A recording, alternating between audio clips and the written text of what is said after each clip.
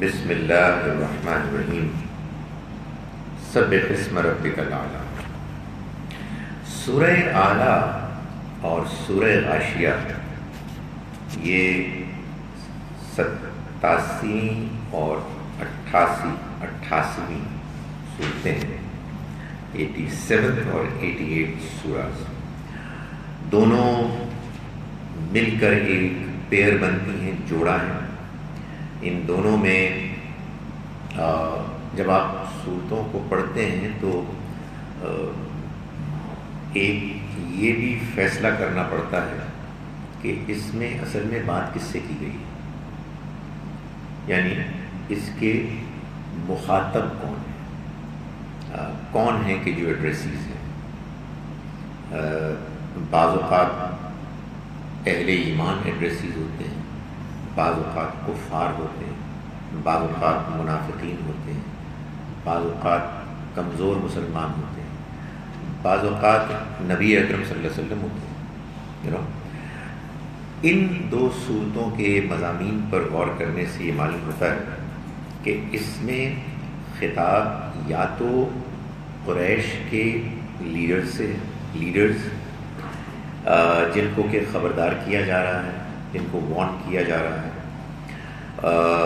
آخرت کے بارے میں، اور یا پھر خطاب ہے نبی اکرم صلی اللہ علیہ وسلم سے کہ آپ کو اطمینان دلایا جا رہا ہے کہ آپ جو کام کر رہے ہیں آپ اپنی ذمہ داری سمجھیں، اس سے زیادہ آپ کا کوئی کام نہیں ہے کہ جو آپ کر رہے ہیں، آپ نے بات بتانی ہے۔ دونوں صورتوں کے جوڑا ہونے کا ایک پہلو یہ بھی ہے کہ اس میں دونوں میں یہ کہا گیا ہے حضور سے کہ آپ یاد دہانی کریں، لوگوں کو ریمائنڈ کریں، یہی آپ کا کام ہے۔ معلوم ہوتا ہے کہ آپ جمعے میں عام طور پر یہ دو صورتیں پڑھتے تھے نماز میں، پہلی رکعت میں سورۃ الاعلی اور دوسری رکعت میں سورۃ الغاشیہ۔ یہ آپ کا عام طور پر طریقہ تھا کہ صورتوں کے جوڑوں کے حساب سے پڑھتے تھے، جو خود ظاہر ہے کہ ایک الگ سے انڈیکیشن ہے اس بات کی کہ قرآن مجید کی صورتیں جوڑا ہیں۔ تو پہلی سورہ اس میں سورۃ الاعلی، یہ سورہ مبارکہ اگر آپ اس کے مضامین کو پڑھیں تو آپ محسوس کریں گے کہ اس میں 5 چھوٹے چھوٹے پیراگرافس ہیں۔ ان میں پہلا پیراگراف ہے آیت نمبر 1 سے 5 تک، دوسرا 6 سے 8، تیسرا 9 سے 13، چوتھا 14 اور 15 پر مشتمل ہے، اور پانچواں 16 سے 19 آیات پر مشتمل ہے۔ سبح اسم ربک الاعلی، آپ تسبیح کیجئے اپنے رب کے نام کی، الاعلی جو سب سے برتر، سب سے بلند ہے۔ تسبیح یہ اللہ کے اس ذکر کو کہتے ہیں جس میں اللہ تعالیٰ کے بارے میں جو بات بیان کرنی مقصود ہے وہ یہ ہے کہ اللہ ہر عیب سے پاک ہے، اس کے ہاں کوئی خامی نہیں ہے، جس کو آپ کہتے ہیں تنزیہ کا کلمہ۔ اللہ تعالیٰ میں کسی قسم کی کوئی کمی، کوئی کمزوری، کوئی خامی نہیں ہے۔ آپ یہ دیکھیں گے کہ قرآن مجید میں عام طور پر جہاں اس بات کا ذکر کیا جاتا ہے کہ بعض لوگ ہیں کہ جو اللہ کی اولاد مانتے ہیں، تو جیسے ہی یہ جملہ بیان کیا جاتا ہے اس کے ساتھ ہی فوراً یہ بات آتی ہے سبحان، وہ تو ہر عیب سے پاک ہے۔ چنانچہ آپ پڑھیں قرآن مجید میں کہ وَقَالُوا اتَّخَذَ اللَّهُ وَلَدًا، انہوں نے کہا کہ اللہ کے ہاں اولاد ہوئی، سبحان، وہ تو ہر عیب سے پاک ہے، اس کی اولاد کیسے ہو سکتی ہے؟ اولاد تو اسے چاہیے کہ جو کل کو بوڑھا ہوگا، مر جائے گا، تو اسے اپنی نسل کی تسلسل کی فکر ہو، لیکن جو ہمیشہ سے ہے، ہمیشہ رہنے والا ہے، اس کو کسی اولاد کی کیا ضرورت ہے؟ تو اپنے اعلیٰ برتر رب کی تسبیح کیجیے، اس کے نام کی تسبیح کیجیے، یعنی اس کو یاد کریں اور اس طرح سے یاد کریں کہ آپ کے اندر یہ اعتماد ہو کہ میں جس رب کو یاد کر رہا ہوں اس رب کے اندر کوئی خامی نہیں ہے، اس میں کوئی کمزوری نہیں ہے، اور اس وجہ سے ظاہر ہے کہ وہ اس کا مستحق ہے کہ اسی کی تعریف کی جائے، اسی کا کلمہ بلند کیا جائے۔ وہ ہر چیز سے برتر ہے، ہر خامی سے، ہر کمزوری سے وہ بلند ہے۔ الذی خلق فسوی، اس ذات نے بہت کچھ کیا، لیکن یہاں خاص طور پر جس چیز کو بیان کیا جا رہا ہے وہ یہ ہے کہ وہ کہ جس نے خلق فسوی، اس نے پیدا کیا، پھر اس نے نوک پلک سنوارے، نوک پلک سنوارے یعنی ریفائن کیا، فنشنگ ٹچز دیے۔ یعنی اللہ تعالیٰ قرآن مجید میں اس بات کو بار بار بیان فرماتے ہیں اور ہماری توجہ اس جانب مبذول کرتے ہیں کہ جس دنیا میں ہم رہ رہے ہیں، اس دنیا میں صرف یہی نظر نہیں آتا کہ ایک کریٹر ہے، مطلب کریٹر تو بس کریٹ کر دے گا۔ اس کی کریشن میں ہم یہ دیکھتے ہیں کہ ریفائنمنٹ ہے، وہ چیزوں کو بناتا ہے اور دھیرے دھیرے ان کو پرفیکشن تک لے جاتا ہے۔ تو یہاں ہی فرمایا گیا کہ الذی خلق فسوی، وہ کہ جس نے پیدا کیا اور جس نے تسویہ کیا، نوک پلک سنوارے، یعنی ایک کروڈ فارم سے، را مٹیریل سے، اس سے معلوم ہوتا ہے کہ دھیرے دھیرے ایسی شکلیں دی کہ جس میں ریفائنمنٹ، جس میں پرفیکشن آ گئی۔ والذی قدر فہدی، وہ کہ جس نے ایک اندازہ ٹھہرایا، فہدی، پھر اسی کے مطابق ہدایت دی، یعنی چلنے کی راہ دکھائی۔ یعنی ہمارے اندر پوٹینشل ہے، ہمارے اندر امکانات ہیں، لیکن اس کے باوجود ہمیں مزید راستہ جاننے کی ضرورت پیش آتی ہے۔ تو اس نے صرف یہی نہیں کیا کہ اس نے پوٹینشل دیا، اس نے امکان دیا، بلکہ اس امکان کے مطابق آگے بڑھنے کی صلاحیت بھی پرووائڈ کی، رہنمائی بھی دی، تاکہ ہم اس پوٹینشل کو ریئلائز کریں۔ والذی اخرج المرعی، یہ تو بات اصولی ہو گئی، لیکن اس کے بعد اس کو اللہ تعالیٰ نے ہمارے گرد و پیش میں ایک پریکٹیکل مثال سے واضح کیا، اس کو سمجھایا کہ گویا کہ خود نگاہ اٹھا کے دیکھو، والذی اخرج المرعی، وہ کہ جس نے سبزہ نکالا اور پھر فجعلہ غثاء احوا، پھر اس نے اس کو گھنا سرسبز و شاداب کر دیا۔ یعنی جیسے اور معاملات میں ہوتا ہے ویسے ہی بالکل نباتات میں بھی ہوتا ہے، کراپس میں ہوتا ہے، پلانٹس میں ہوتا ہے۔ یہ کیا ہوتا ہے کہ ایک پودا ابھی ننھا ہوتا ہے، ابتدائی شکل میں ہوتا ہے، پھر وہ اس کو گھنا سرسبز کر دیتا ہے۔ تو یہ اللہ تعالیٰ کی ذات ہے۔ چنانچہ اس 5 آیات کے پیراگراف میں اللہ تعالیٰ یہی بتا رہے ہیں کہ یہ جو دنیا ہے جس کا ہم حصہ ہیں، جس کو پیدا کرنے والی ذات وہ بغیر کسی عیب کے ہے، اس دنیا میں یہ ایک اصول دستور ہے، اس میں معاملات ہوتے ہیں دھیرے دھیرے، تدریج کے ساتھ، ایبرپٹلی نہیں ہوتے۔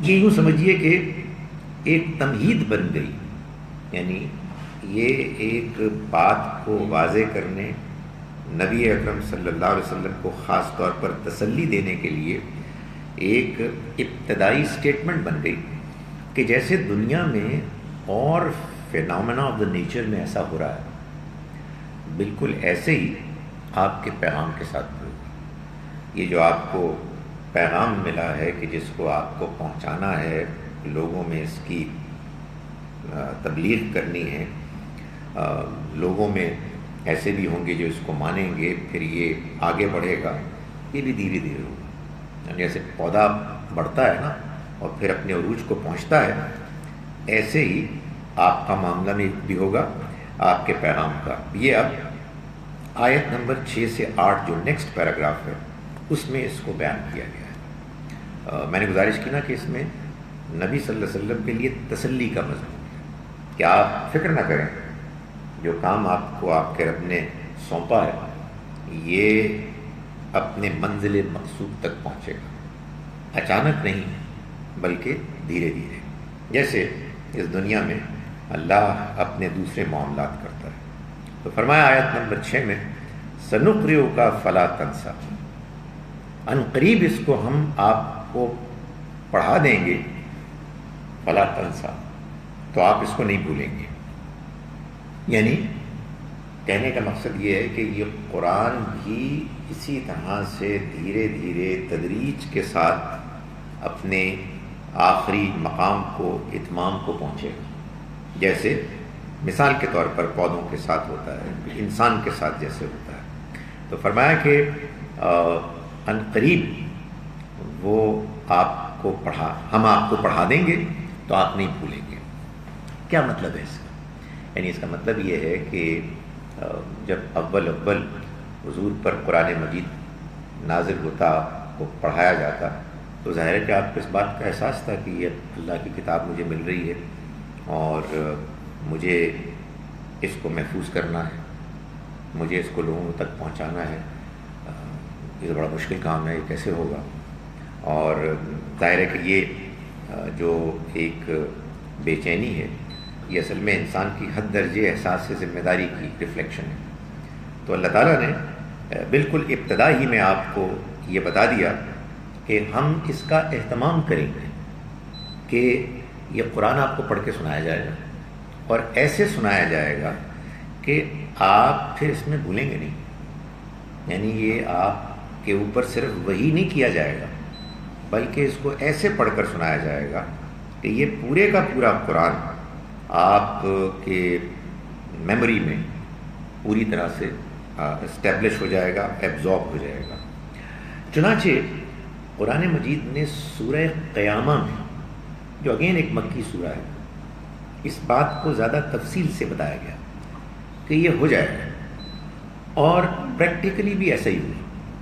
یعنی جس کو ہم کہتے ہیں نا عرضہ اخیرہ، کہ مدینہ منورہ میں رمضان کے مہینے میں کہتے ہیں کہ جبرائیل علیہ السلام نبی صلی اللہ علیہ وسلم کے پاس آتے اور وہ قرآن پڑھ کر سناتے، آپ بھی پڑھتے، اور جتنا قرآن نازل ہو چکا تھا وہ سارے کا سارا دہرایا جاتا، اس کی میموری ریوائیو کی جاتی، اسٹیبلش کی جاتی۔ اور آخری رمضان میں جب پورے کا پورا قرآن نازل ہو گیا تو پورے کا پورا قرآن پڑھ کر سنایا گیا، اور آپ نے بھی پڑھا۔ اس موقع پر کہتے ہیں کہ آپ کے ساتھ اور بھی آپ کے ساتھی تھے، اور یہ عمل 2 مرتبہ ہوا۔ چنانچہ قرآن مجید کا ہم تک، پوری امت تک محفوظ طریقے سے پہنچنا، اور اسی انداز میں جس میں کہ ہم اس کو پڑھ رہے ہیں، یہ اصل میں ایک خدائی اہتمام ہے، اور اس کی اطلاع نبی صلی اللہ علیہ وسلم کو بالکل شروع میں کر دی گئی تھی۔ کیوں کر دی گئی تھی؟ اس لیے کہ ظاہر آپ کو اس کی فکر تھی، اور آپ کو یہ بتانا تھا کہ یہ کام آپ کا نہیں ہے، سو آپ اس کے بارے میں پریشان نہ ہو، آپ کا کیا کام ہے وہ بھی آ رہا ہے، لیکن یہ قرآن اللہ کی ذمہ داری ہے کہ وہ آپ کے سینے پر نازل کروائے گا اپنے فرشتے کے ذریعے سے، جیسا کہ عمل ہو رہا تھا، اور پھر یہ جائے گا نہیں کہیں، الا ماشاء اللہ، سوائے اس کے کہ اللہ جو چاہے گا۔ یعنی مطلب یہ ہے کہ قرآن کے نزول کے زمانے میں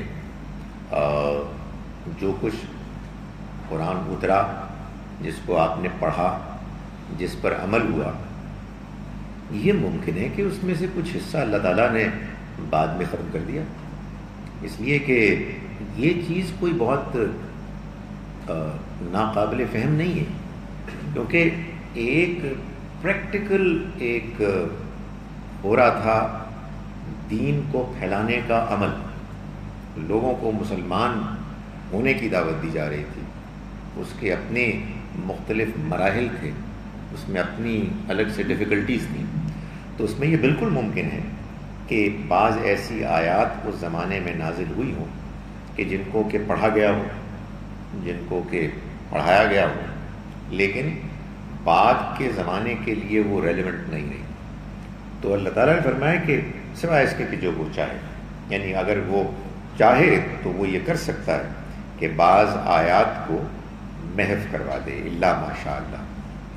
اس لیے یہ جو ہسٹوریکل ریکارڈ ہوتا ہے، ہاں جی سر، ہسٹوریکل ریکارڈ ہوتا ہے کہ قرآن میں یہ اترا یا وہ اترا، اس کی کوئی اہمیت نہیں ہے، ساری اہمیت قرآن کی ہے۔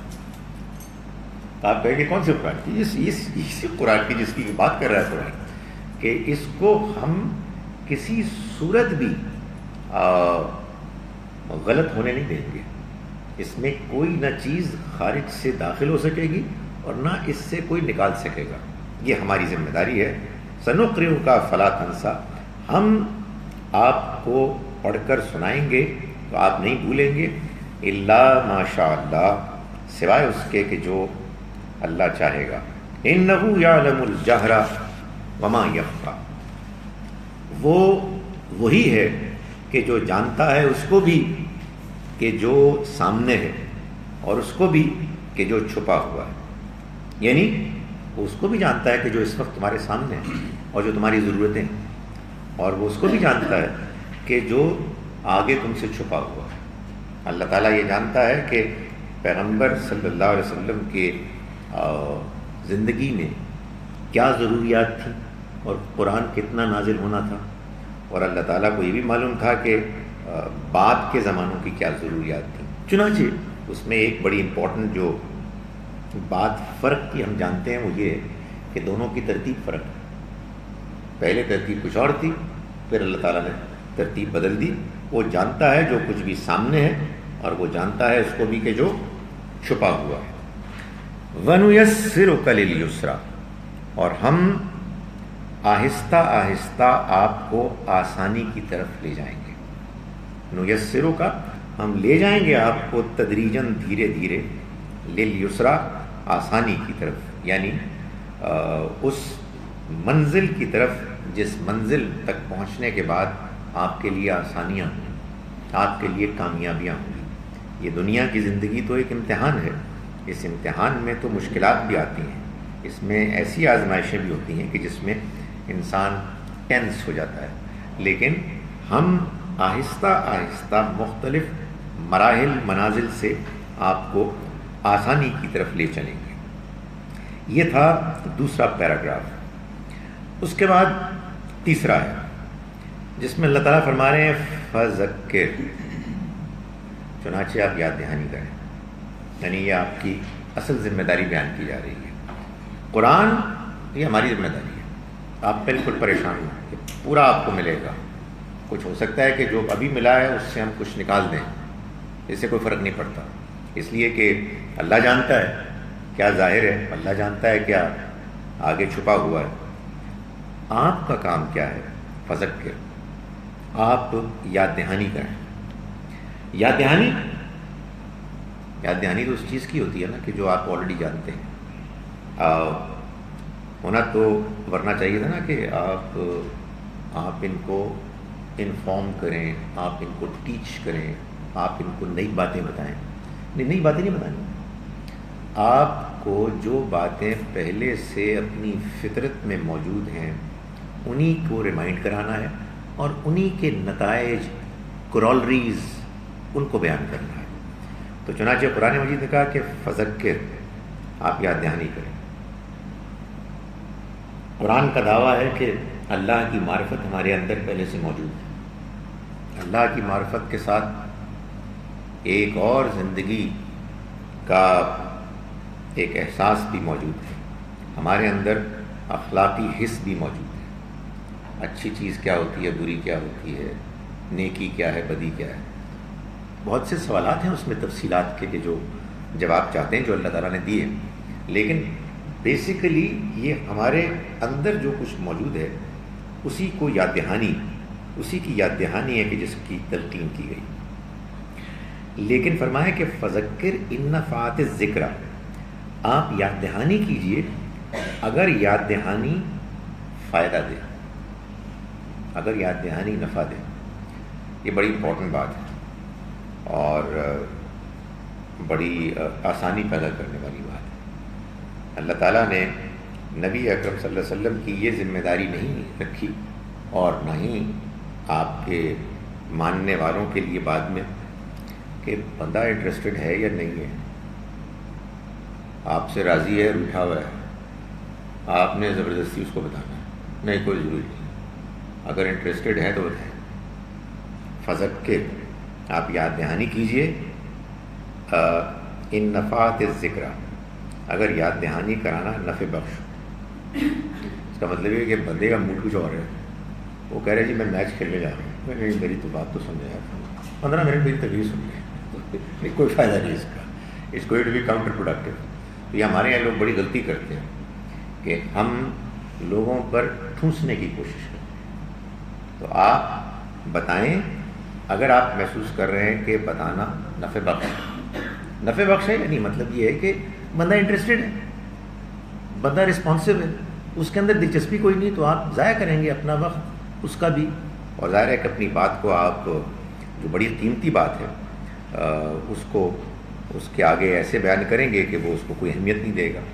فرمایا کہ سیذکر من یخشی، یقیناً نصیحت حاصل کرے گا وہ کہ جو یخشا، جو ڈرتا ہے، جس کے اندر اللہ کا خوف ہے، جس کے اندر اس بات کا اندیشہ ہے کہ مجھے آج نہیں تو کل دنیا کو چھوڑنا ہے، تو میں کیا کروں کہ جس سے میں اپنے آپ کو نقصان سے بچا سکوں، میں اپنے رب کو راضی کر سکوں. تو جو ڈرتا ہے وہ یقیناً یاد دہانی حاصل کرے گا. وَيَتَجَنَّبُهَا الْأَشْقَى، اور اس سے گریز کرے گا وہ کہ جو بدبخت ہے، یعنی اس کو اگنور کرے گا، اس کو سننے سے میں دلچسپی نہیں لے گا، وہ کہ جو بد نصیب ہے، یعنی جس نے یہ طے کر لیا ہے کہ اسے خود اپنے فائدے سے، اپنی کامیابی سے کوئی دلچسپی نہیں.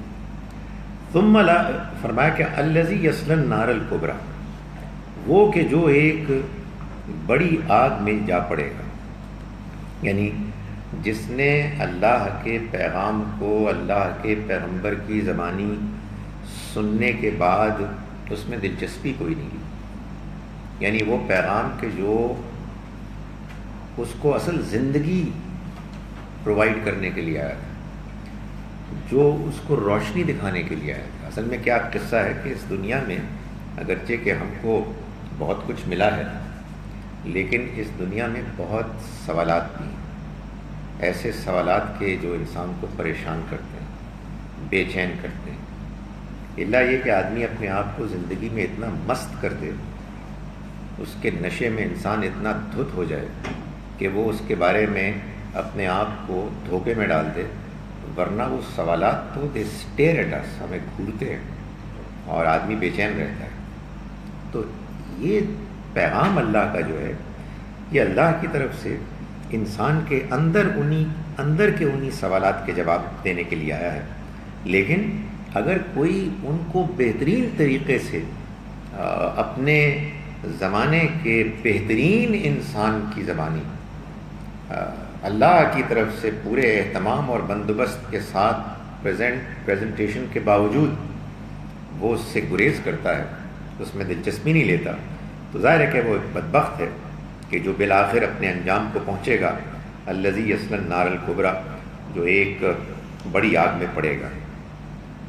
قرآن سے یہ بات معلوم ہوتی ہے، ہم نے اس سے پہلے بھی پڑھی ہے بات، کہ جب اللہ کے پیغمبر خود پیغام پیش کرتے ہیں اور اللہ کا پیغام پیش کرتے ہیں ان لوگوں کو کہ جن کی زبان میں وہ آتا ہے، تو پھر یہ ہو نہیں سکتا کہ کوئی اچھا انسان اس سے محروم رہ جائے، اور یہ ہو نہیں سکتا کہ کوئی برا انسان اپنی برائی اور کھوٹ کے ساتھ اس کی طرف مائل ہو جائے، یعنی وہ دودھ کا دودھ پانی کا پانی ہو جاتا ہے۔ تو یہی بات یہاں بیان فرمائی کہ اس سے اجتناب کرے گا، اس کو اوائڈ کرے گا، جو بدبخت ہے کہ جو بڑی آگ میں پڑے گا، ثم لا يموت فيها ولا يحيا، پھر نہ اس میں وہ مرے گا اور نہ جیے گا، یعنی نہ اسے موت آئے گی اور نہ وہ زندگی کوئی زندگی ہوگی، یہ اس کا انجام ہوگا اس زندگی میں اللہ کے پیغام کو نظر انداز کرنے کے نتیجے میں۔ میں اس طرح کے موقع پہ جیسے ہی فٹ نوٹ کے طور پر ہمیشہ ریمارک پیش کرتا ہوں کہ یہ اصل میں اللہ کے پیغمبر کے زمانے میں تو بالکل صحیح ہے، بعد کے زمانوں میں ہمیں بس ترجمہ مفہوم پیش کرنا چاہیے، نہ اپنے بارے میں یہ کوئی غلط فہمی خوشگمانی ہونی چاہیے کہ ہم کو بہت زبردست پریزنٹیشن کر رہے ہیں جس سے کہ سبھی کو متاثر ہونا چاہیے، اور نہ دوسروں کے بارے میں یہ بدگمانی کرنی چاہیے کہ اگر وہ ہماری زبانی کوئی بات سن کے بہت زیادہ متاثر نہیں ہوتے تو یہ اسی کیٹیگری میں شامل ہے کہ جس کیٹیگری کو یہاں بیان کیا جا رہا ہے۔ نہیں، یہ بات تو اصل میں پرفیکٹ سچویشن کی بات ہے کہ جس میں اللہ کے پیغمبر اللہ کا پیغام اس انداز میں پیش کر رہے تھے کہ اس کے بعد اس کا کوئی امکان نہیں تھا کہ کوئی شخص اس کو اگر اس کے اندر خیر ہے اگنور کر دے، اور اس کا امکان نہیں تھا کہ ایک مجرم انسان، مجرم رویہ، مجرمانہ رویہ رکھنے والا وہ اس کی طرف مائل ہو جائے۔ اگلا پیراگراف 2 آیات پر مشتمل ہے، آیت نمبر 14 اور 15، فرمایا کہ قد افلح من تزکا، فلاح پا گیا وہ کہ جس نے پاکیزگی اختیار کر لی، جس نے تزکیہ کر لیا۔ یہ تزکیہ، پاکیزگی، یہ دین کا نصب العین ہے، یہ اس کا مقصد ہے۔ اللہ کا دین آیا اسی لیے ہے کہ ہم کو وہ پاک کرے، ہمارے بدن کو، ہمارے اخلاق کو اور ہماری خوراک کو، اس لیے کہ جیسا کہ یہاں بھی بتایا گیا ہے کہ اللہ نے یہ طے کیا ہے کہ آخرت میں جنت میں داخل وہی لوگ ہوں گے کہ جنہوں نے اپنا تزکیہ کر لیا، یعنی اپنے آپ کو برائیوں سے، گندگیوں سے، آلودگیوں سے پاک کر دیا، اور اس کے نتیجے میں ان کے اندر ترقی، روحانی اور اخلاقی امپروومنٹ پیدا ہوئی۔ فلاح پا گیا وہ جس نے اپنا تزکیہ کر لیا، وذکر اسم ربہ فصلی، اور اس نے اپنے رب کا نام لیا، چنانچہ اس نے نماز پڑھی۔ یعنی اس میں یہ بتا دیا گیا کہ نماز پڑھنے کا مقصد کیا ہے؟ اللہ کو یاد کرنا، اپنے رب کے نام کو یاد کرنا۔ ان 2 چھوٹی سی آیات میں اگر آپ دیکھیں تو ایک بڑی خوبصورت ترتیب ہے، ایک بڑی خوبصورت ترتیب ہے۔ اگر آپ اس کو الٹ سے دیکھیں تو اللہ تعالیٰ یہ فرما رہے ہیں کہ نماز کیوں پڑھتے ہیں آپ؟ اپنے رب کو یاد کرنے کے لیے۔ نماز کا مقصد اللہ کو یاد کرنا ہے۔ جب آپ نماز پڑھتے ہیں اللہ کو یاد کرنے کے لیے تو کیا ہوتا ہے؟ آپ کا تزکیہ ہوتا ہے، نماز آپ کو پاک کرتی ہے۔ جب آپ پاک ہوں گے تو کیا ہوگا؟ قد افلاح، آپ کامیاب ہوں گے۔ تو اگر آپ اس کو ریورس آرڈر سے پڑھیں تو تب بھی، اور اگر اسی سیکوینس میں پڑھیں تب بھی، اصل میں ایک بڑی لاجیکل سیکوینس ہے۔ فلاح پا گیا وہ جس نے اپنا تزکیہ کر لیا۔ تزکیہ کیسے کیا؟ اپنے رب کے نام کو یاد کیا، یعنی کیسے؟ چنانچہ اس نے نماز پڑھی۔ اب اس کے بعد جو آخری پیراگراف ہے وہ ہے آیات 16 سے 19 تک پر۔ یہ آخر میں فرمایا کہ یہ پیغام تو بالکل واضح ہے، مگر مسئلہ کیا ہے؟ یعنی مانتے کیوں نہیں ہیں لوگ؟ یہ قریش کے لیڈرز کیوں نہیں مان رہے؟ تو فرمایا بل تؤثرون الحیات الدنیا۔ یہ بل، اس کا مطلب ہوتا ہے بلکہ۔ بلکہ جب بھی آپ بلکہ کہیں گے نا تو بلکہ سے جملہ شروع نہیں ہو سکتا، بلکہ تو جملے کے کہیں درمیان میں آئے گا۔ تو قرآن مجید میں جب بھی بلکہ آتا ہے اس سے پہلے آپ کو ایک جملے کا حصہ امپلائیڈ ماننا پڑے گا، اور وہ سیاق سباق میں اس کے کانٹیکسٹ میں بالکل واضح ہوتا ہے۔ فرمایا کہ بل تؤثرون الحیات الدنیا، ان کے پاس نہ ماننے کے لیے کوئی دلیل نہیں ہے۔ تمہارے پاس، ان کو خطاب کر کے کہا جا رہا ہے، تمہارے پاس نہ ماننے کی کوئی دلیل نہیں ہے۔ بل تؤثرون الحیات الدنیا، بلکہ تم دنیا کی زندگی کو ترجیح دیتے ہو، تم دنیا کی زندگی کو پریفر کرتے ہو۔ یہ تمہاری بیماری ہے۔ یعنی ایسا نہیں ہے کہ تمہیں بات سمجھ میں نہیں آ رہی، ایسا نہیں ہے کہ بات میں کوئی کمزوری ہے، بلکہ اصل بات یہ ہے کہ تم دنیا کی زندگی کی گلیمر میں، اس کی خواہشات میں، اس کو زیادہ سے زیادہ پانے کی جستجو میں اتنے زیادہ لگے ہوئے ہو کہ تمہیں ان باتوں میں کوئی دلچسپی پیدا کرتی ہے۔ تو یہ فرمایا کہ بل تؤثرون الحیات الدنیا، اے لوگو تمہارے پاس کوئی دلیل نہیں ہے، کوئی ایویڈنس نہیں ہے، بلکہ تم دنیا کی زندگی کو ترجیح دیتے ہو۔ ترجیح دیتے سمجھتے نا، پریفر کرتے ہو، یعنی اس کو پرائرٹی دیتے ہو۔ آگے فرمایا والآخرۃ خیر وابقیٰ، حالانکہ آخرت زیادہ بہتر بھی ہے اور باقی رہنے والی ہے۔ یعنی کتنی بد نصیبی ہے، کیا فیصلہ تم کر رہے ہو؟ دنیا کی زندگی کو تم ترجیح دے رہے ہو اور خدا کے دین کو، اس کے پیغام کو چھوڑ رہے ہو، حالانکہ سوچو آخرت جس کو چھوڑ کے اس دنیا کو تم نے اپنی پرائرٹی بنایا ہوا ہے، آخرت کو دنیا کے اوپر دو ایڈوانٹیجز حاصل ہیں۔ ایک یہ کہ آخرت بہت بہتر ہے۔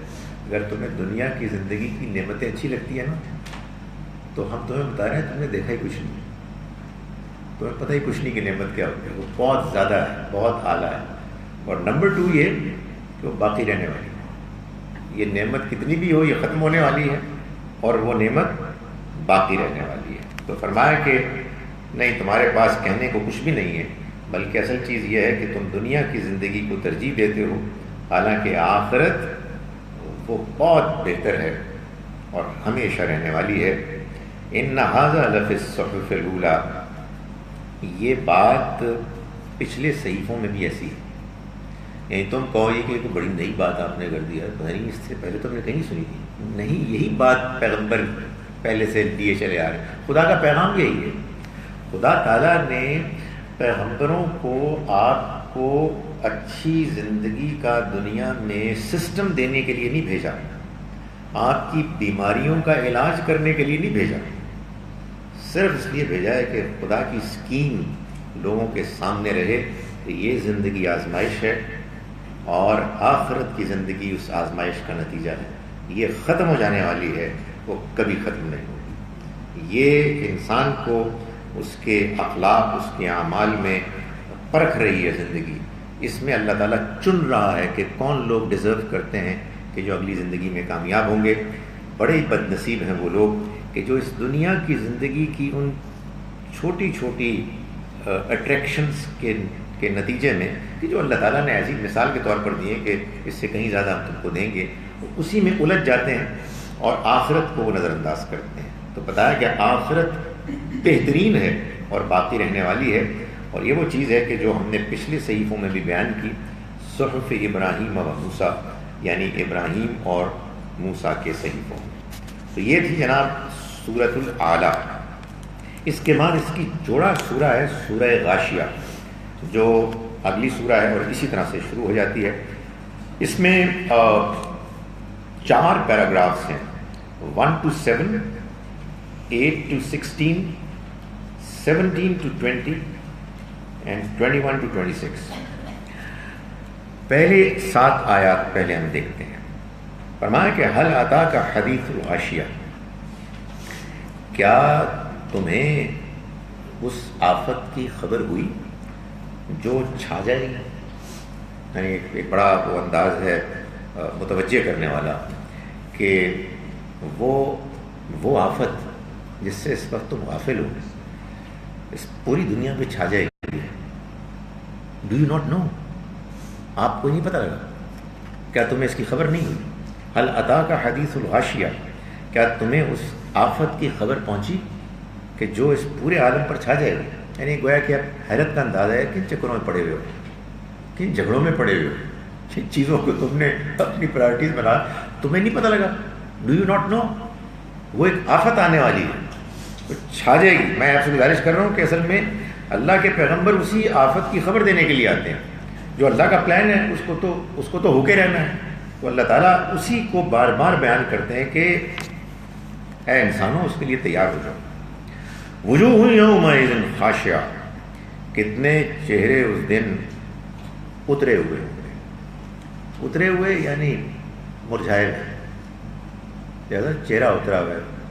بندہ اگر ڈپریسڈ ہو، یعنی کسی وجہ سے پکڑا گیا ہو، تو دیکھنے والی ہوتی ہے شکل بندے کی، آپ جتنا بھی چاہیں مسکرانے کی کوشش کریں، کوئی چہرے کے اوپر ایک طاری ہوتی ہے کیفیت۔ تو فرمایا کہ کتنے چہرے ہوں گے اس دن کہ خاشعہ، جو اترے ہوئے ہوں گے، عاملۃ ناصبہ، نڈھال تھکے ہارے، یعنی دنیا میں انہوں نے بہت کام کیے، بہت اس کو کمانے کی کوشش کی، اس میں آگے بڑھنے کی کوشش کی، اور اب وہ وہاں پہنچیں گے بالکل تھکے ہوئے، جیسے کہ جو کچھ کیا بیکار گیا۔ اور ایک تھکان ہوتا ہے نا کہ آپ نے ایک محنت کی اور وہ محنت رنگ لے آئی، کوئی تھکان نہیں ہوتی یار، اور بتا کیا حال چال ہے سر، میں تمہیں بتاتا ہوں کیا ہوا تھا، I did this and this. اور اگر فرض کیجئے کہ آپ نے وہ کام کیا بالکل ضائع ہو گیا، ستیہ ناش ہو گیا اس کا، تو چہرہ بھی لٹک جاتا ہے اور بندہ کہتا ہے بہت تھکا ہے یار، کیا ہوا، مصیبت میں پھنس گیا، فٹیگ انسان کے اوپر طاری ہوتی ہے۔ فرمایا کہ یہ بعض لوگوں کا حال ہوگا، نڈھال ہوں گے، تھکے ہارے ہوں گے، تسلا نارن حامیہ، وہ دہکتی آگ میں پڑیں گے۔ یہ ظاہر ہے اس کی وجہ بیان کی ہے کہ جب وہ دیکھیں گے اپنے سامنے اپنے انجام کو۔ تسقا من عین آنیہ، وہ پلائے جائیں گے ایک ایسے چشمے کا پانی کہ جو کھولتا ہوا ہوگا، یعنی گرم، اور گرم بھی بہت زیادہ۔ تو مجھے کسی نے کہا جاپانی کہتے ہیں کہ صبح صبح اٹھ کے ذرا گرم پانی پیا کرو، اللہ ہی معاف کرے گی۔ یعنی اس میں تو پرومس ہوتی ہے کہ کچھ صحت بنے گی، لیکن سب نہیں پیا جاتا، تو میں اپنے آپ کو دھوکہ دے کے ٹھنڈا بھی ڈرما جاتا ہوں، یعنی گرم پانی پینا بڑا مشکل ہے۔ تو اللہ جب بتا رہے کہ بہت زیادہ گرم ہو رہا ہے، کھولتا ہوا پانی۔ فرمایا کہ لیس لہم طعام الا من ضریع، وہاں کوئی کھانا نہیں ہوگا سوائے ایسی جھاڑ جھنکار کے، کوئی جھاڑی واڑی ہوگی، اس کو ظاہر آدمی بھوکا ہوتا ہے تو پھر بہت بھوکا ہوتا ہے، تو جو ہاتھ میں آتا ہے اس کو لے سامنے آتا ہے کھا لیتا ہے۔ فرمایا لا یسمن ولا یغنی من جوع، وہ نہ تو اس کو توانا کرے گا کھانا، نہ اس کی صحت میں کوئی بہتری کرے گا، اور نہ بھوک مٹائے گا۔ یہ ان کا حال ہوگا کہ جو اس دن بالکل ناکام نامراد ان کے چہرے لٹکے ہوئے۔ سیکنڈ پیراگراف ہے 8 سے 16 آیت تک۔ اللہ کے پیغمبر سارے ہی نبی صلی اللہ علیہ وسلم کے بارے میں بھی یہ بتایا گیا کہ آپ منذر بھی تھے اور مبشر بھی تھے، خبردار کرنے والے بھی، خوشخبری سنانے والے۔ ان لوگوں کو خبردار کرنے والے جنہوں نے کہ دنیا کو اپنا اصل مقصد بنا کے اس میں صحیح اور غلط، حق اور باطل کی پرواہی کبھی نہیں کی، اور خوشخبری سنانے والے ان کو کہ جنہوں نے اس دنیا میں رہتے ہوئے اللہ کو راضی کرنا اور آخرت کی کامیابی کو اپنا نصب العین بنایا۔ تو اب یہ ان کا ذکر ہے۔ فرمائیں کہ وجوہ یومئذ ناعمہ، اس کے برعکس کتنے چہرے اس دن ہوں گے کہ جو پر رونق ہوں گے، یعنی ان کے چہروں پر رونق نظر آئے گی۔ لسعیہا راضیہ، وہ اپنی کوشش پر راضی ہوں، جو صحیح انہوں نے کی ہوگی تو ان کو اب نظر آ رہا ہوگا کہ اس کو کامیابی حاصل ہونے والی ہے، تو ان کے چہرے سے وہ ریفلیکٹ ہوگی ان کی خوشی، ان کی سینس آف اچیومنٹ۔ فی جنت عالیہ، وہ ہوں گے وہاں اونچے باغ میں۔ یہ بات تو میں ایک سے زیادہ مرتبہ بتا چکا ہوں کہ جنت کی نعمتیں اور جہنم کی سزائیں، نقمتیں، ان کو قرآن مجید نے جس سٹائل اسلوب میں بیان کیا ہے وہ متشابہات ہے، میٹافورکل، یعنی اس دنیا کی بعض نعمتوں اور اس دنیا کی بعض زحمتوں کو مثال کے طور پر لے کے بیان کر دیا ہے، اور یہ واضح کر دیا ہے کہ اس کی تعویل، اس کی حقیقت کے پیچھے نہ پڑو، اس لیے کہ وما یعلم تاویلہ الا اللہ، ان کی حقیقت تو اللہ کے سوا کوئی نہیں جانتا۔ تو یہ ظاہر ہے کہ جو نعمتیں ہیں اس سے ایک آپ کو اندازہ ہوتا ہے، اس سے آپ کو ایک فیلنگ ملتی ہے، لیکن بہرحال یہ نعمتیں اور یہ سزائیں خاص اس زمانے کے عرب لوگوں کے ذہنی سطح کو اور انڈرسٹینڈنگ کو سامنے رکھ کے بیان کی گئی، اس لیے کہ وہی تھے نا امیجیٹ ایڈریسز، تو ان کے ذہن کو، ان کی ووکیبلری کو، ان کی نعمتوں کے جو تصورات تھے ان کو سامنے رکھ کر اللہ تعالیٰ نے جنت اور جہنم کو بیان کیا، ورنہ نبی اکرم صلی اللہ علیہ وسلم نے فرمایا کہ جنت وہ جگہ ہے جس کو مالا عین رات، کسی آنکھ نے نہیں دیکھا، ولا اذن سمعت، نہ کسی کان نے سنا، ولا خطر علی قلب بشر، اور نہ کسی انسان کے دل میں اس کا کوئی تصور آیا، آ بھی کیسے سکتا ہے؟ جب اللہ تعالیٰ اپنے بعض بندوں کو ان کی پرفارمنس پر نوازنے کے لیے ان کو نعمتیں دے گا تو ان نعمتوں کا یہاں تو کوئی تصور نہیں ہو سکتا۔ سو یہ جو کچھ بھی بیان ہوا ہے یہ اصل میں یہاں رہتے ہوئے ایک ہلکا سا اندازہ ہے۔ وجوہ یومئذ ناعمہ، اس دن کتنے چہرے ہوں گے کہ پر رونق ہوں گے، لسعیہا راضیہ، اپنی کوشش پر راضی ہوں گے، فی جنت عالیہ، اونچے باغات میں ہوں گے۔ تو عربوں کا تھا ایک کانسیپٹ کہ وہ باغ اونچا ہونا چاہیے پہاڑی پر، اس کے چاروں طرف کھجور کے درخت ہونے چاہیے تاکہ وہ تیز ہواؤں سے محفوظ رہے، درمیان میں کھیتی بھی ہو، کچھ انگور کی بیلیں بھی ہوں، سو قرآن نے ہی کو بیان کیا مختلف جگہوں پر۔ لا تسمعوا فیہا لاغیہ، وہاں وہ کوئی بیہودہ بات نہیں سنیں گے۔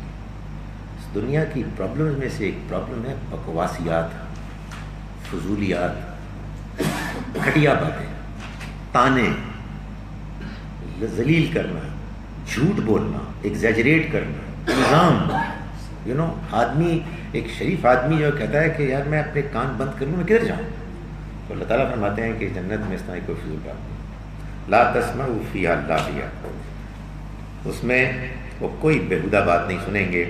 فیہا عین جاریہ، اس میں چشمے ہوں گے رواں، یہ بھی ظاہر ان کا ایک خاص ذوق ہے۔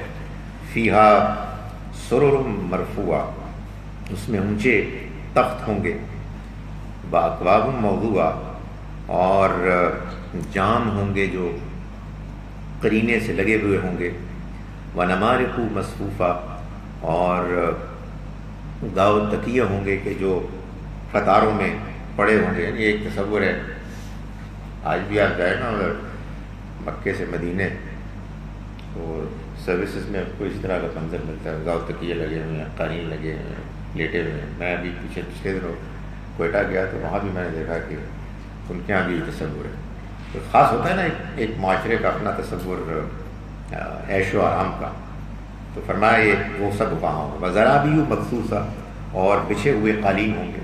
سو وہ تصور دیا ہے کہ جنت ہوگی۔ اس کو بیان کرنے کے بعد اب اگلی جو ہے اگلا پیراگراف ہے وہ فرام 17 to 20، یہ بات ہو گئی۔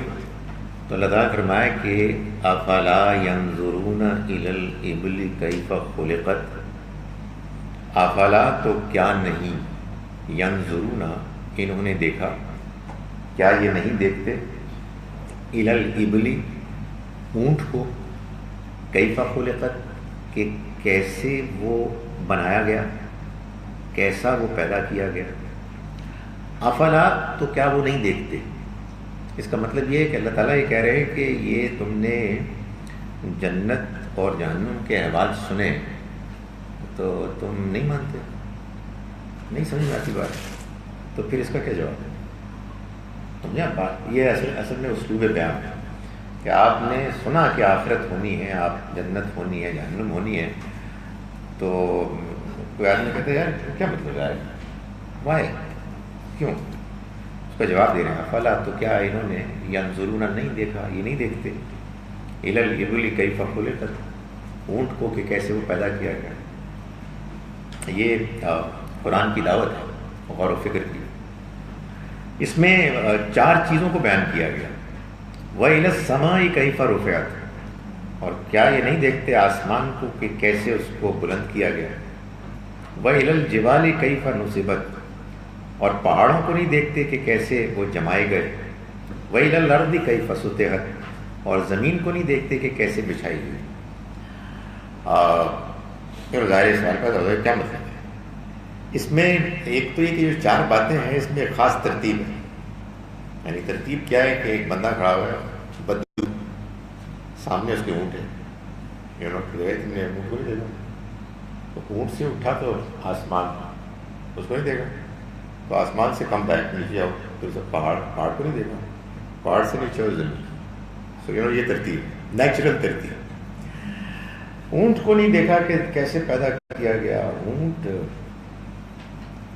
صحرا کا جہاز ہے، یعنی آپ ان عرب کے ریگستان میں رہنے والے بدوؤں کا تصور کریں، ان کے لیے اونٹ کیا چیز ہے، یعنی کئی دن بھوکا رہ سکتا ہے، اور اس کی پیٹھ پر سواری کرتے ہیں، وہ ریگستانوں صحراؤں سے گزر جاتے ہیں۔ اتنا بڑا جانور، اور اس کی نکیل پر آپ ڈالیں اس میں رسی اور کھینچ کے لے جائیں، بچہ اٹھا کے لے جاتا ہے۔ ویسے فائدہ کل ہی میں لاہور میں دیکھا تھا، اپنے اونٹ جا رہا تھا، تو یہ کیا بڑی نعمت ہے اس کا۔ پھر اس کا گوشت اس کے اندر، بعض اوقات کہتے ہیں کہ پانی اس کے اندر اتنا سٹور ہو جاتا ہے کہ، اور سبھی چیزیں کام آتی ہیں۔ اس کا جو ڈیزائن ہے، تو یہ توجہ دلائی کہ تم نے غور نہیں کیا کہ کسی نے پیدا کرنا ہوتا ہے ایسے ہی تو بس ہو جاتا۔ یہ ایسے کیوں بنا کہ تمہاری ضرورت صحرا کی، اور اس میں پرفیکٹ اس کا جواب یہ تمہیں دیا گیا، تو تم نے نہیں دیکھا اس کو؟ کیا مطلب کیا ہے اس کا؟ مطلب یہ ہے کہ اس میں قدرت بھی ہے، اس میں حکمت بھی ہے، اور اس میں ربوبیت بھی ہے۔ ربوبیت سمجھتے ہیں یعنی پالنا، ضرورت پوری کرنا۔ تو ان سب میں یہ جو اللہ تعالیٰ نے 4 اپنی نمایاں نشانیاں بتائی ہیں جن پر کہ غور کرنے کے لیے کہا ہے، اس میں اصل میں اللہ کی ان 3 صفات کی ریفلیکشنز۔ اللہ رب ہے، پالنے والا ہے، وہ اپنی نعمتوں کے ذریعے سے اپنے بندوں کو پال رہا ہے، ان کی ضرورتیں پوری کر رہا ہے۔ اللہ تعالیٰ قدرت رکھتا ہے، وہ جو کرنا چاہے کر سکتا ہے، اس نے اپنی قدرت کی نشانیاں ہیں جن کو پھیلا دیا ہے، اور اللہ تعالیٰ نے جو کام کیے ہیں وہ علل ڈب بیکار رینڈملی نہیں کیے ہیں، بلکہ ان میں ہر اس کے فیصلے میں، ہر تخلیق میں کوئی نہ کوئی حکمت ہے۔ اسی کو وہ کہہ رہا ہے، تو کیا انہوں نے نہیں دیکھا؟ کیا یہ نہیں دیکھتے اونٹ کو کہ کیسے پیدا کیا گیا؟ اور کیا نہیں دیکھتے آسمان کو کہ کیسے بلند کیا گیا؟ یعنی اتنا بلند آسمان میں چاند، ستارے، سورج ہم سے نہ جانے کتنی دور، مگر وہ ہمارے کام میں بھی لگے ہوئے ہیں۔ سورج ہے کہ وہ ہمارے لیے دھوپ کے ذریعے سے فصلوں کو بھی اگنے میں معاون بنتا ہے، اور چاند ہے اس سے ہم اپنے شمار کرتے ہیں مہینوں کو بھی، ستارے ہیں اینڈ سو آن۔ یہ آسمان ہے، اور معلوم ہوتا ہے کہ ایک عظیم تخلیق ہے۔ جتنا زیادہ انسان اس کی کھوج میں لگتا ہے اتنا زیادہ حیرت میں مبتلا ہوتا ہے کہ یہ آخر کتنا بڑا ہے۔ آئے دن ہمیں کلپس ملتی ہیں کہ جو وہ آپ کی زمین کو ایک ڈاٹ اور ڈاٹ سے بھی کم دکھاتی ہے، اور پتہ کہتا ہے کتنی بڑی دنیا، کتنی بڑی کائنات ہے۔ تو اللہ تعالیٰ یہ فرما رہے ہیں کیا کبھی انہوں نے غور نہیں کیا کہ اس کو کیسے بلند کیا گیا؟ وَإِلَى الْجِبَالِ كَيْفَ نُصِبَتْ، اور پہاڑ کو نہیں دیکھا کہ کیسے جمائے گئے ہیں زمین پر مضبوطی کے ساتھ۔ قرآن نے اس زمانے میں بتا دیا کہ یہ اصل میں پہاڑ وہ ہیں کہ جو اس طرح سے جمائے گئے ہیں کہ کہیں زمین تمہیں لے کے لڑک نہ جائے۔ اور یہ اب بات معلوم ہے کہ پہاڑوں نے ایک بیلنس پرووائڈ کیا ہوا ہے ہماری زمین کو، جس کے نتیجے میں وہ اب اس طرح سے سٹیبل ہے. اور یہ بات بھی معلوم ہے کہ پہاڑ جتنا اوپر ہوتا ہے نیچے بھی اتنا ہی ہوتا ہے، شاید زیادہ ہی ہوتا ہو. سو پھر یہ کہ اس میں جو ونڈز کے ڈائریکشن ہیں وہ بھی طے ہوتے ہیں. بعض اوقات یہ ہوتا ہے کہ وہ اتنے اونچے ہوتے ہیں کہ ان کو عبور نہیں کیا جا سکتا، تو اس میں درے وادیاں بن جاتی ہیں.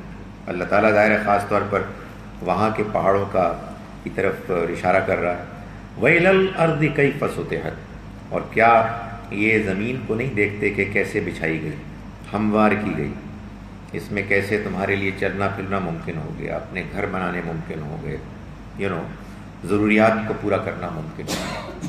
تو تمہارا یہ خیال ہے کہ یہ جو ہم نے جنت اور جہنم کا تذکرہ کیا ہے یہ ایسے ہی کر دیا ہے؟ تم نے اپنی دنیا کو نہیں دیکھا، تم نے اونٹ کو نہیں دیکھا، تم نے آسمان کو نہیں دیکھا، تم نے پہاڑ کو نہیں دیکھا، تم نے زمین کو نہیں دیکھا. کیا ان سب کو دیکھنے اور ان کی جو خصوصیات تمہارے اوپر تمہاری ضرورتوں کو پورا کر رہی ہیں اور تمہیں متاثر کر رہی ہیں؟ تمہیں اس بات پالنے والا ہے جس کی قدرت ہے، جو حکمت والا ہے. اگر یہ سب باتیں صحیح ہیں تو پھر یہ بتاؤ کہ یہ کیسے ممکن ہے کہ وہ ہستی کہ جس نے یہ سب کچھ بنایا اور جس کی حکمت، جس کی ربوبیت، جس کی قدرت کو تم دیکھ رہے ہو، وہ تمہیں ایسے ہی چھوڑ دے کہ تم آؤ، کچھ دن گزارو اور مر کے ختم ہو جاؤ. اچھے ہو تب بھی ختم ہو جاؤ، برے ہو تب بھی ختم ہو جاؤ. یہ کیسے ہو سکتا ہے؟ یہ ہے جو قرآن بار بار بتاتا ہے کہ اس دنیا میں جو انسان رہتا ہے اور اپنی عقل کو استعمال کرتا ہے اور پھر وہ دنیا میں جو کچھ ہو رہا ہے اس پہ غور کرتا ہے، تو وہ پھر لازماً اس نتیجے تک پہنچ جاتا ہے کہ یہ دنیا کی زندگی بس اتنی ہی نہیں ہے. یہ سمجھ میں ہی نہیں آ سکتی، اس کو ایکسپلین ہی نہیں کیا جا سکتا. اگر یہ اتنی ہی ہے تو پھر وہ اس کا جو بنانے والا ہے وہ نہیں سمجھ میں آتا. تو یہ واضح کرنے کے بعد فرمایا، اب اگلا پیراگراف شروع ہوا 17 to 21 to 26 آخری. فذکر، تو آپ یاد دہانی کریں. یہی بات پیچھے بھی تھی، یاد دہانی کرائیں. یعنی اگر یہ اس کے باوجود نہیں مانتے تو تم ان کو یاد دہانی کراؤ. انما انت مذکر، آپ تو بس یاد دہانی کرنے والے ہیں. یعنی آپ کا کام صرف یاد دہانی کرانا ہے. آپ کسی کو ظاہر ہے کہ زبردستی نہیں کر سکتے. فرمایا کہ لست علیہم بمسیطر، آپ ان پر کوئی زبردستی کرنے والے نہیں ہیں، آپ ان پر کوئی داروغہ نہیں ہیں. یعنی آپ کا کام ہے لوگوں کو بتانا، لوگوں کو ریمائنڈ کرانا، ان کو احساس دلانا. آپ کسی کو زبردستی نہیں کر سکتے. پچھلی سورہ میں کیا کہا تھا کہ فذکر ان نفعت الذکر، آپ یاد دہانی کرائیں اگر یاد دہانی کرانا نفع بخش ہو. یہاں کہا کہ آپ یاد دہانی کرائیں، آپ ان پر کوئی داروغہ بنا کر نہیں بھیجے گئے، آپ ان پر کوئی زبردستی کرنے والے نہیں بھیجے گئے. یہ بڑا مسئلہ ہوتا ہے. مطلب ظاہر ہے ہم خود بھی کمزور ہیں، لیکن اپنی کمزوری کے باوجود اگر تھوڑی بہت دین سے دلچسپی ہو جاتی ہے تو اچانک ہمیں خیال آتا ہے کہ اوروں کو بھی دلچسپی ہونی چاہیے. تو کہتے ہیں کہ آپ ان کو بھی یہ سنائیں اور یہ تقریر آپ ان کے سامنے کریں گے تو وہ کہیں گے کہ کمال ہو گیا جی، یہ پہلے کیوں نہیں آپ نے کی. نہیں، ایسا کچھ نہیں ہوگا. ہر آدمی کی اپنی ایک لیول آف انٹرسٹ ہوتا ہے.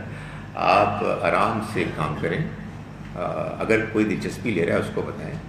میرا اپنا یہ خیال یہ ہے کہ اس دنیا کی زندگی میں اللہ تعالیٰ جھٹکے دیتے رہتے ہیں، تو موقع آتے رہتے ہیں. غلط موقع پہ نہ کسی کو آپ انوائٹ کریں اور اپنے پیغام کو خراب کریں. جسٹ ویٹ اینڈ سی. جب آپ اپرچونٹی محسوس کریں، دیکھیں کہ آج کچھ یہ مرجھایا ہوا اداس ہوتا ہے نا، مطلب کتنی کامیابی آدمی کو ہو سکتی ہے، نہیں ہو سکتی. دنیا میں خیر بڑے ڈپریشن میں، بڑے مسائل میں. تو جب بندے کو دیکھیں نا تو منہ بالکل ایسا ہوا ہے، مرجھایا ہوا ہے، چوچا بھرا ہوا ہے، تو کہ ذرا آج آپ کو بات بتاتے ہیں دین کی، ایک اور زندگی بھی ہے جی. سو ایسا مسئلہ نہیں ہے. تو آپ دیکھیں یہاں بھی یہ بار بار یہ بتایا جا رہا ہے کہ آپ نے زبردستی نہیں کرنی. ہم یہ بلنڈر کرتے ہیں کہ بیٹے یہاں بیٹھو اور یہ سنو، تو اس کے بعد اس کے اندر جو گرج اور نفرت ہم اپنی نیکی کی جذبے کے تحت اپنی ذاتی غرض سیلفش نیکی سے ہم کرتے ہیں، اور وہ پتہ نہیں ہم کتنے دور لے جاتے ہیں لوگ۔ قرآن یہ کہتا ہے کہ نبی صلی اللہ علیہ وسلم کو کہا کہ آپ دیکھیں، آپ ان کے اوپر کوئی داروغہ نہیں، آپ ان کے اوپر کوئی زبردستی کرنے والے نہیں ہیں، الا من تولا و کفر،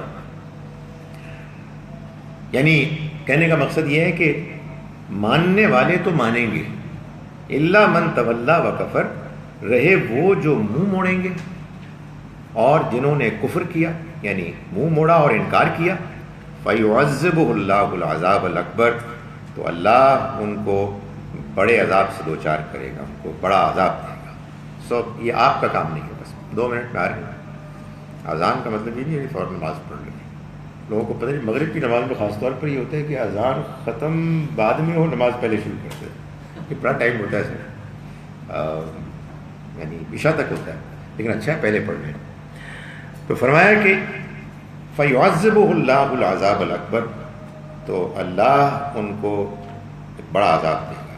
اِنَّ إِلَيْنَا إِيَابَهُمْ، انہیں ہمارے ہی پاس پلٹنا ہے، یعنی یہ قرآن بار بار یہ بات بتاتا ہے کہ